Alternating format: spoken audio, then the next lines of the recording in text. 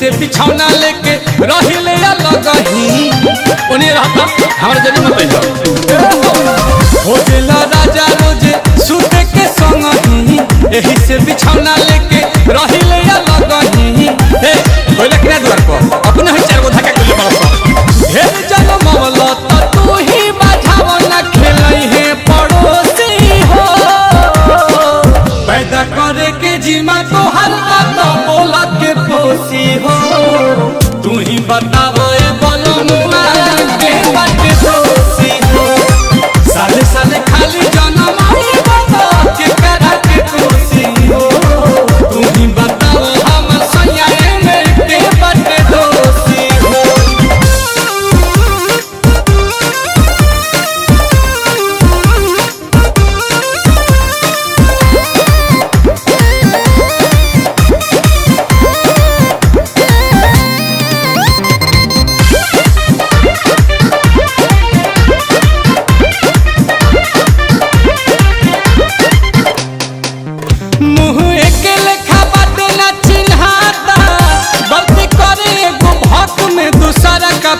दुल्हन के रंग रूप वेशभूषा एक लेखा भइल बा ए राजा की होई छोटा काता रात भर न सोते भोरे होखते ही पाइट में बिछौने पमुते बातिर छोले करहन पूरा तहर पगइल बा काहे के कइनी हम तुहरा से शादी है सोची अफसोसी हो पैदा करे के जिम्मा तो हर बात बोल के पोसी हो तू ही बताओ हमारा जाया फिर के बात दोषी हो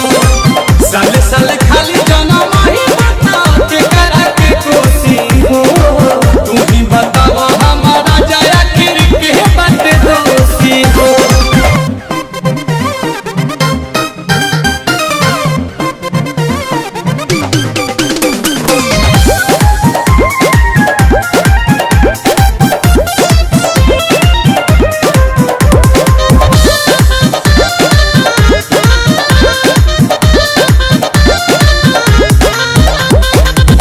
घरे रहता मरद के कल्याज के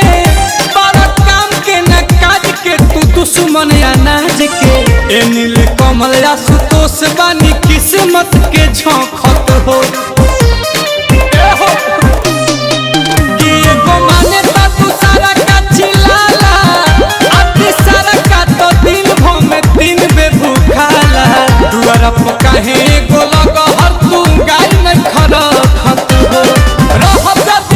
के पियावे में बिजी तक खाना परोसी हो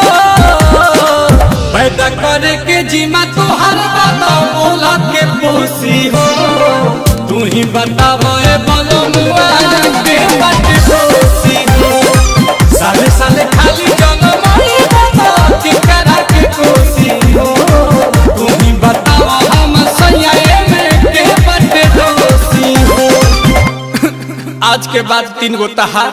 2 गो हमार।